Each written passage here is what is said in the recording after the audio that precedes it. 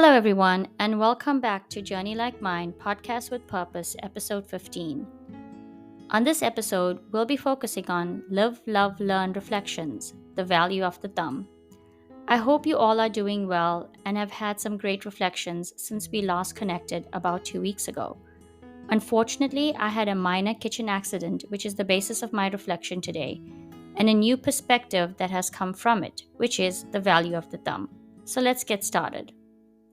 What did you live through?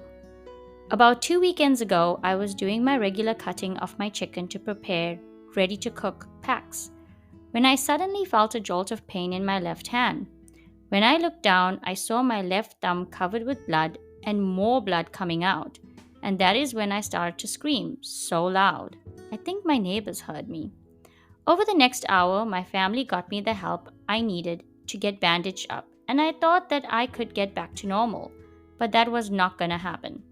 What came after that was a constant reminder of my limitations of moving quickly or even doing things by myself, because my thumb needed to heal.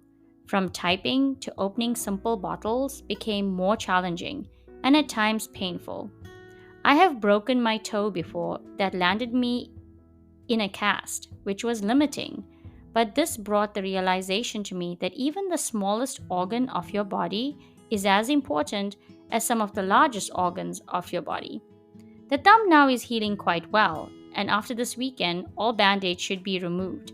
But this experience will remain with me as a constant reminder to never discount how valuable my thumb is to me. What made you feel love? Well, this one is a special one because this year my husband and I celebrated our 20th anniversary in February. Yes, 20 years. For those that have reached this milestone, probably have many perspectives about it, and so do I. So I have come to this realization that marriage and love are very similar to water. And these are the reasons why. Just as marriage and love, water molds to its environment and reacts by either pushing or pulling depending on the weather conditions.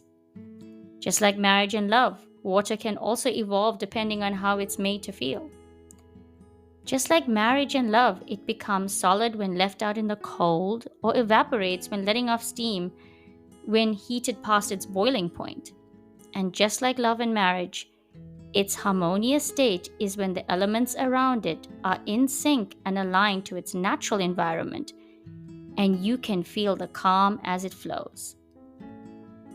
So that's why I say exactly what marriage and love are to me are both intertwined into one. As water has to work with its environment, so does marriage with a couple who have to work through all elements to get through from one challenge to the next, knowing that each day is a new day to learn and grow with each other. And that's what 20 years has taught me. Love is not simple. Love is not hard. But love has a shape that molds with its environment, and you have to work at it to mold it to the way you need it to be molded. So what did you learn? I learned to appreciate my left thumb and will never again see it as part of my less dominant hand, and to never undermine any organ in my body or any aspect of my life or being, regardless of size, because each of it worked together to help me navigate my daily life. The second thing I learned was that no matter how long you can be married, the measurement of it does not depend on the calendar alone. It depends on the experience and value we as a couple derive from it and the willingness to work at it each day and support each other when the other needs it. Here's a prime example with my thumb. Without my husband, I would not have gotten through the last 2 weeks, not forgetting my daughters, but appreciating people at that point and that moment in life is more important than counting the days. So what is the lesson I can share with you today? Firstly, take care of yourself holistically and value what the one above has blessed you with. as I always do. Even though I was challenged by my injury, I was still blessed that I could still do so much and supported by my family when I could not. So take care of yourself and appreciate what you have around you.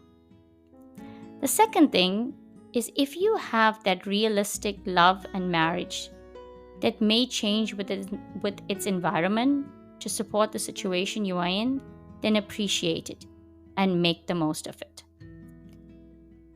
So, I will leave you with my all-time favorite movie quote from the Twilight series. I truly believe in it and echo it in my own marriage. No measure of time with you will be long enough, but let's start with forever. Thank you, everyone, for reading and listening to my podcast, reading my blogs. I really appreciate it.